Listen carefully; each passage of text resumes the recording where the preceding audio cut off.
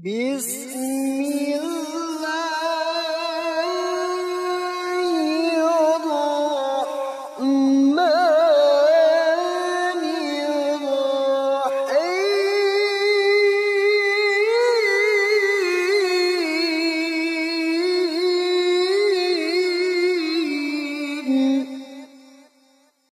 itu masalah fitrah kan, masalah kecintaan ini tidak bisa adil ya Pak.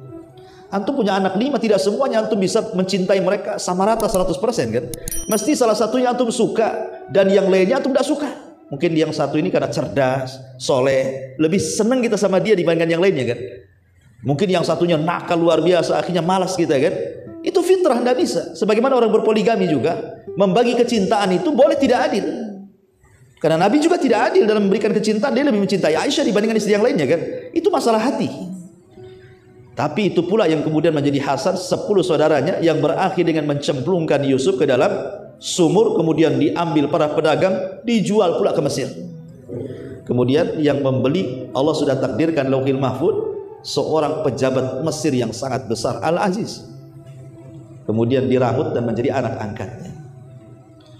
Singkat cerita, banyaklah peristiwa-peristiwa kalau kita cerita Nabi Yusuf kepanjangan. Singkat cerita, akhirnya Nabi Yusuf pun setelah banyak masa dilalui sampai di penjara karena kasus dia tidak mau melayani Zulaiha, tapi kemudian Allah berikan kecerdasan takwil mimpi. Kemudian dia pun menakwilkan mimpi sampai satu hari raja bermimpi aneh, ditakwilkan Nabi Yusuf.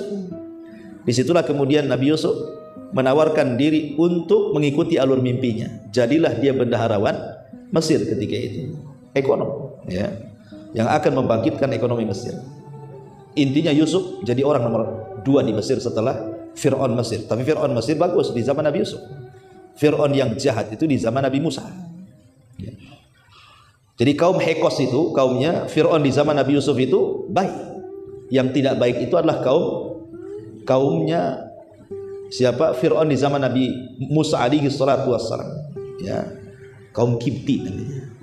Dan kaum Kipti ini juga yang kemudian mengalahkan kaum Hekos Fir'aunnya di zaman Nabi Yusuf, akhirnya berkuasa ya. Dengan sebab itulah mereka memperbudak Bani Israel. Singkat cerita, akhirnya kemudian setelah kemudian Yusuf pun memboyong semua keluarganya dari Palestina ke Mesir, maka keluarga Nabi Yusuf tinggal di Mesir. Akhirnya berkembang biak turunan-turunannya itu anak-anak Yakub. Disitulah kemudian terkenal menjadi perkampungan pertama Bani Israel di zaman Nabi Yusuf. Dan itu sampai bertahun-tahun, sampai Nabi Yusuf meninggal dunia. Mereka berada di atas agama tauhid, tetapi terus menerus sampai akhirnya kabilah Hekos ataupun kerajaan Hekos yang dipimpin oleh Fir'aunnya di zaman Nabi Yusuf kemudian ditumbangkan oleh kaum Kipti, Fir'aunnya Nabi Musa. Kalah gitu ya. Yang tadinya Bani Israel dihormati oleh kerajaan Mesir, sekarang justru dihinakan. Disitulah permulaan kehinaan Bani Israel, diperbudak oleh Fir'aun di zaman Nabi Musa. Apa alasannya? Ada yang mengatakan karena Fir'aunnya di zaman Nabi Musa itu, ada yang mengatakan Ramses yang kedua, ada yang mengatakan namanya Mus'ab, Khalid ibn Mus'ab atau terbalik atau Mus'ab ibn Khalid. Yang jelas bahwa dikenal dengan Ramses yang kedua. Adapun yang ditemui jasadnya yang sekarang dimumikan oleh kerajaan Mesir ini, wallahu alam Fir'aun yang mana gitu ya. Walaupun ada yang memprediksi ahli sejarah bahwa itulah Fir'aun di zaman Nabi Musa, namanya Ramses yang kedua. Yang sekarang kalau kita ke Mesir pengen lihat muminya Fir'aun, ya datanglah ke piramid sana ya. Intinya bahwa lah ketika kemudian dikuasai oleh Fir'aun ini bermimpi. Dalam mimpinya dia melihat ada api dari Palestina, kemudian datang ke Mesir, membakar satu negara Mesir, kecuali perkampungan Bani Israel tidak terbakar. Setelah kemudian dia mimpi berkali-kali dengan mimpi yang sama, Fir'aun pun khawatir. Akhirnya dia kumpulkan penasihat spiritualnya dari kalangan paranormal, dukun-dukun dan yang semacamnya. Kemudian ditakwilkan bahwa ada bayi yang akan lahir dari tengah Bani Israel yang akan meruntuhkan kekuasaannya. Sejak itulah Fir'aun membuat undang-undang membunuh anak laki-laki Bani Israel. Maka dibantai semuanya anak laki-laki Bani Israel karena ketakutan takut hadir orang yang akan menggulingkan kekuasaannya. Lah ketika kemudian terjadi pembunuhan anak laki-laki sementara Bani Israel posisi di Mesir itu, bagaimanapun orang-orang Fir'aun ini berhajat kepada Bani Israel karena mereka diberikan kecerdasan. Siapa yang bisa membangun jalan, membangun jembatan, membangun istana, kecuali budak-budak Bani Israel. Kalau dibantai anak laki-lakinya kemudian yang tuanya mati, siapa yang akan menjadi pembantu mereka, melayani mereka? Akhirnya kemudian keputusan pun diganti, yang tadinya membantai seterusnya setiap hari dirubah undang-undangnya, 1 tahun pembantaian, 1 tahun pembiaran. Lah di tahun pembiaran itu lahirlah Nabi Harun.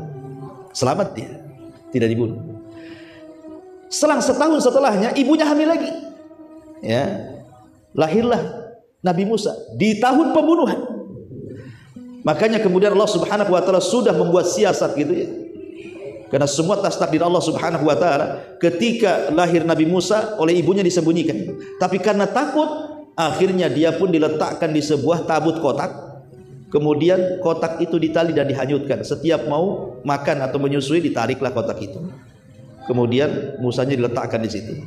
Sampai pada suatu hari karena ketakutan dia mendengar ada prajurit, dia lupa ngikat talinya. Lepas pula itu kotak itu. Akhirnya kotak itu hanyut di sungai Nil, rupanya terdampar di dekat istana Firaun. Kemudian ketahuan oleh para penjaga, dilaporkan kepada istrinya Firaun namanya Asya bintu Muzahim. Kemudian diambil kotak itu. Nggak ada yang berani buka kotak itu karena khawatir emas, khawatir perhiasan.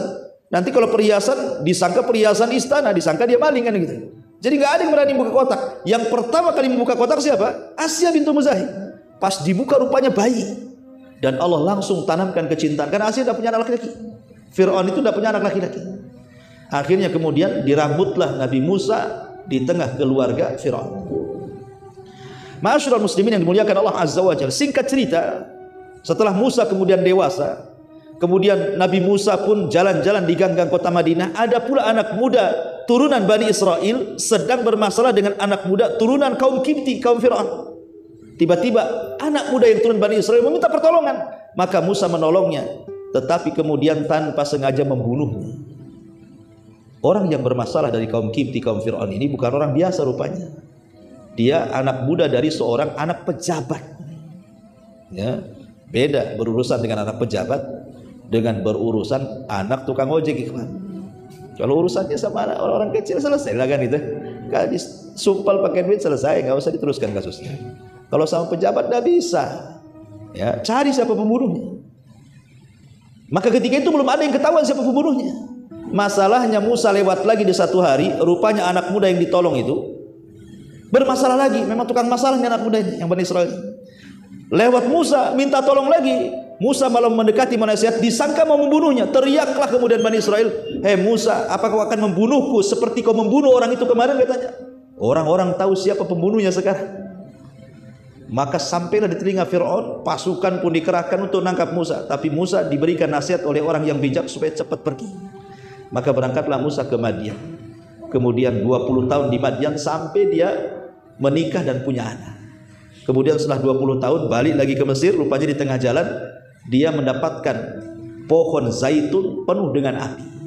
Kemudian dia mendekati pohon itu, rupanya ada panggilan dari Allah Subhanahu wa taala. Musa diangkat menjadi nabi dan rasul dan disuruh berdakwah kepada Firaun.